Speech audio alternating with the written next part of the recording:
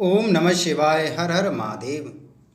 प्रिय भक्तगणों, आज मैं आपको प्रदोष व्रत की कथा सुना रहा हूँ।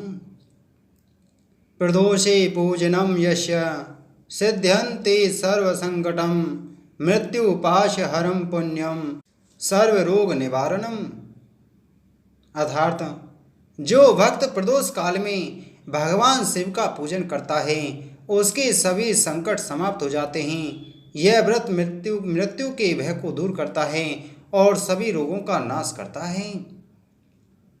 प्रदोष व्रत हिंदू धर्म में अत्यंत पुण्यदायी और विशेष फल देने वाला व्रत माना गया है। यह व्रत भगवान शिव और माँ पार्वती की आराधना के लिए किया जाता है। यह व्रत हर त्रयोदशी तिथि चंद्र मास की 13वीं तिथि को संध्या काल में रखा जाता है, जो शुक्ल पक्ष और कृष्ण पक्ष दोनों पक्षों में आता है। भगवान शिव की कृपा प्राप्त होती है। प्रदोष काल संध्या के समय में शिव पूजन से विशेष कृपा प्राप्त होती है, क्योंकि यह समय भगवान शिव के तांडव नृत्य का समय माना गया है। प्रदोष व्रत के प्रभाव से व्यक्ति को जाने अनजाने में किए गए पापों से मुक्ति मिलती है। यह व्रत रोगों से मुक्ति, आयु वृद्धि और घर में सुख समृद्धि प्रदान करता है। पुराणों में कहा गया है कि जो व्यक्ति श्रद्धा और भक्ति से प्रदोष व्रत करता है उसे मृत्यु के बाद शिवलोक की प्राप्ति होती है। त्रयोदशी प्रदोष व्रत की पूजा विधि। त्रयोदशी तिथि के दिन सूर्य उदय होने से पहले उठकर नहाकर घर से दूर शिवालय में भगवान शिव की जल दूध बेल पत्र और श्रद्धा भाव से दीप जलाकर पूजा करनी चाहिए। व्रती को मौन रहना चाहिए।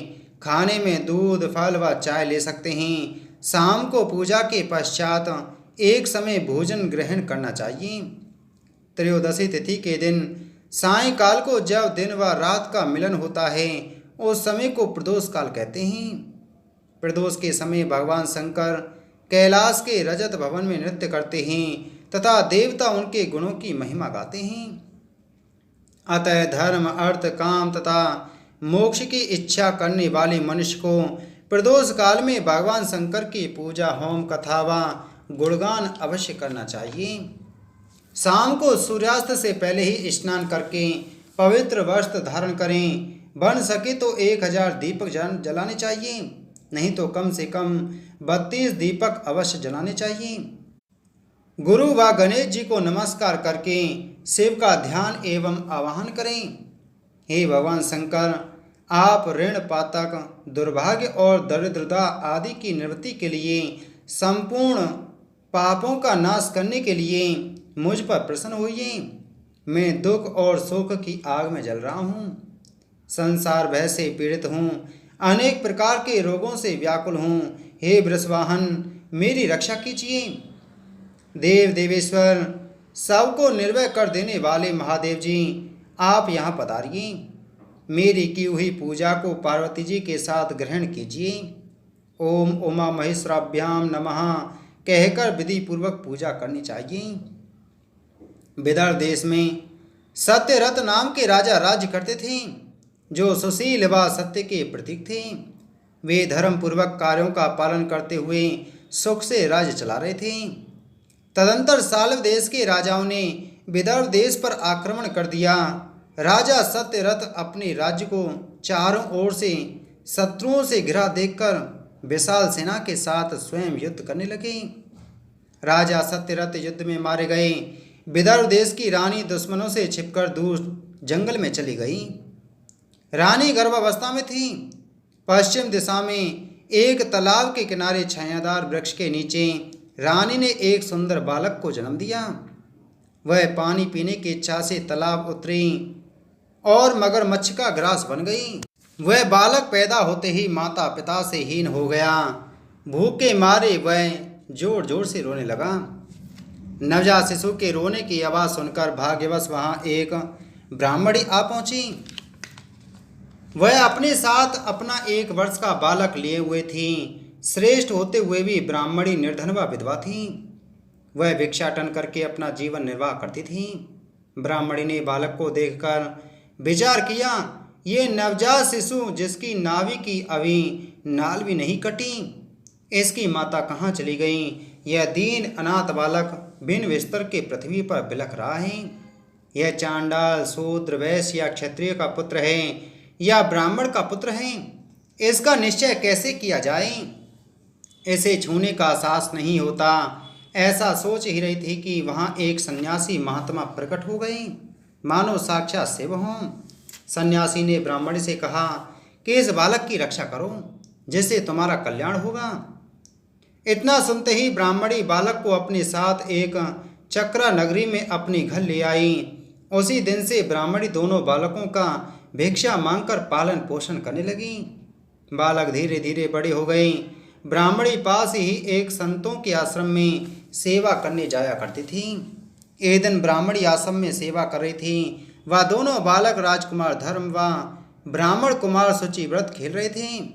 उन्हें देखकर आश्रम के मुख्य संत सांडल ऋषि ने अपने संतों से कहा, देव का बल बड़ा विचित्र है। कर्म का उल्लंघन करना किसी भी जीव के लिए कठिन कितना होता है। देखो, यह बालक दूसरी माता की शरण लेकर भिक्षा से जीवन निर्वाह करता है और ब्राह्मण भाव को प्राप्त हो गया है। ऋषि के वचन सुनकर ब्राह्मणी प्रणाम करके बोली कि मैं तो इस बालक के विषय में कुछ नहीं जानती। मैं तो एक महात्मा के कहने से इसे अपने साथ ले आई थी। आप कृपा करके बताइए कि यह कौन से कुल का है, इसके माता पिता कौन हैं? ऋषि बोले, यह विदर्भ देश के राजा का पुत्र है। इतना कहकर ऋषि ने राजा के मारे जाने का और बालक के जन्म का वृत्तांत सुनाया। ब्राह्मणी ने पूछा, महामुनि, राजा संपूर्ण सुखों को भोगते हुए युद्ध में क्यों मारे गए और यह बालक दरिद्रता को कैसे प्राप्त हुआ? और मेरे पुत्र ने भी दरिद्रता को क्यों पाया? मैं यह सब जानना चाहती हूँ। सांडल ऋषि बोले, राजा सत्यरथ पूर्व जन्म में पांडे देश के राजा थे। वे सब धर्मों के ज्ञाता थे। एक दिन प्रदोष काल में राजा भगवान शंकर का पूजन कर रहे थे। उसी समय नगर में भारी कोलाहल मचा। शोर सुनकर राजा ने बीच में ही भगवान शंकर की पूजा छोड़ दी। वह मंदिर से बाहर आकर अपराधी को मृत्यु दंड दे दिया। शिव पूजा अधूरी छोड़वा नियम को समाप्त किए बिना राजा ने भोजन कर विश्राम किया। इसी प्रकार राजकुमार भी प्रदोष काल में शिव जी की पूजा किए बिना भोजन करके सो गया। वही राजा दूसरे जन्म में विदर्भ देश का राजा हुआ। शिव जी की पूजा में विघ्न होने के कारण शत्रुओं ने उसे सुख भोगते हुए मार दिया और राजकुमार भी दरिद्रता को प्राप्त हुआ। राजकुमार की माता ने पूर्व जन्म में अपनी सौत को छल से मार दिया था। वही मगरमच्छ बनकर उसे खा गई। ब्राह्मण, यह तुम्हारा पुत्र पूर्व जन्म में उत्तम ब्राह्मण था। इसने सारी आयु दान लेते ही बिताई, यज्ञ सत्कर्म दान आदि नहीं किए, इसलिए यह दरिद्रता को प्राप्त हुआ। ऐसा गुरुजन कहते हैं, भीख में से भीख दे, तीनों लोग जीत लें। मतलब जितनी आप भीख मांगते हैं उसमें से भी आपको दान जरूर करना चाहिए। मैं सत्य कहता हूँ, इस असार संसार में भगवान शंकर जी के चरणारविंद की सेवा ही सार वस्तु है। त्रयोदशी तिथि को व्रत रखकर जो व्यक्ति प्रदोष काल में भाव भक्ति से पूजा की शिव जी की पूजा में रत रहते हैं, वे इसी संसार में सदा बढ़ने वाले धन धान स्त्री पुरुष सौभाग्य व संपत्ति से सबसे बढ़कर होते हैं।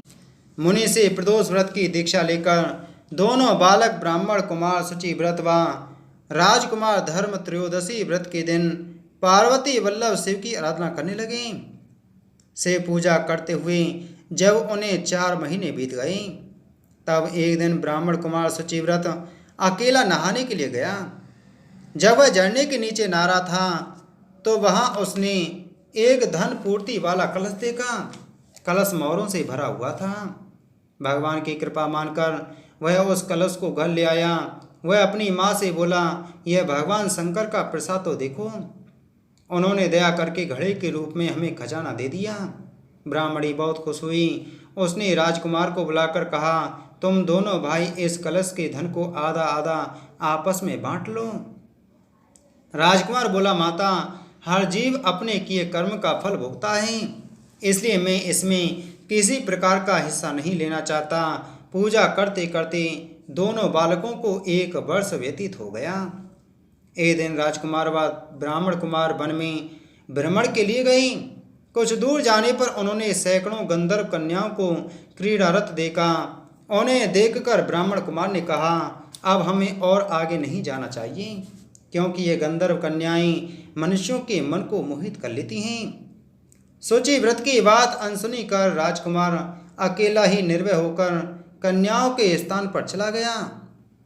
कन्याओं में प्रधान सुंदरी ने राजकुमार को आते देख अपनी सखियों से कहा, तुम दूसरे वन में जाकर सुंदर सुंदर फूल ले आओ, तब तक मैं यहीं प्रतीक्षा करूंगी। इतना सुन सभी सखियां वहां से चली गईं। अब राजकुमार और आगे बढ़ा। वे दोनों एक दूसरे को देखने लगे। दोनों के हृदय में प्रेम का संचार होने लगा। गंधर्व कन्या ने पूछा, कमल नयन तुम कौन हो, किस देश से आए हो? राजकुमार ने कहा, मैं विदर्भ राज का पुत्र हूँ। साल्व के राजाओं ने मिलकर हमारे राज्य पर आक्रमण किया और हमारे राज्य पर अधिकार कर लिया व मेरे पिता को मार दिया। राजकुमार ने पूछा, सुंदरी तुम कौन हो? कन्या ने कहा, मैं गंधर्व राज द्रविक की पुत्री अंशुमति हूँ। मैं गान विद्या में निपुण हूँ। मेरे गाने पर सभी देवांगनाएं रिझ जाती हैं। मैं चाहती हूँ कि आपका और मेरा प्रेम सदा बना रहे। राजकुमार ने कहा, मैं राजविहीन निर्धन हूँ, तुम मेरे साथ कैसे रहोगी? कन्या ने कहा, मैंने जो कहा है वह सत्य होगा, तुम परसों यहाँ दर्शन जरूर देना। राजकुमार शुचिव्रत के पास आया, वह सारा वृतांत सुनाया। घर जाकर ब्राह्मणी को सुनाया। सब बहुत प्रसन्न हुए। दोनों राजकुमार व ब्राह्मण कुमार समय पर वहां पहुंचे। राजकुमार ने देखा गंधर्व राज अपनी पत्नी, पुत्री व सगे संबंधियों के साथ वहां उपस्थित थीं। गंधर्व राज ने दोनों कुमारों का अभिनंदन किया, आसन पर बिठाया। गंधर्व राज ने कहा, मैं कैलाश पर्वत पर गया था, वहां मैंने पार्वती के साथ महादेव जी के दर्शन किए और शिव जी ने कहा कि राजकुमार धर्म राजच्युत होकर अपने गुरु की आज्ञा से मेरी प्रदोष व्रत की पूजा में संलग्न रहता है। तुम अपनी पुत्री की शादी राजकुमार धर्म से कर दो और सहायता करके उसे राज सिंहासन पर आसीन करो। ऐसा कहकर गंधर्व राज ने अपनी पुत्री का विवाह राजकुमार धर्म से कर दिया व दहेज में बहुमूल्य सामान भेंट किया। साथ में गंधर्वों की चतुरंगिनी सेना भी भेंट दी। सेना की सहायता से राजकुमार धर्म ने अपने राज्य को पा लिया। ब्राह्मणों और मंत्रियों ने मिलकर राजकुमार का अभिषेक किया। ब्राह्मणी को राजमाता के पद पर आसीन किया गया। ब्राह्मण कुमार भाई बना व राज सुख भोगने लगे। इसी प्रकार हर मनुष्य प्रदोष व्रत के दिन गिरिजापति की आराधना करके मनोवांछित फल को प्राप्त कर सकता है।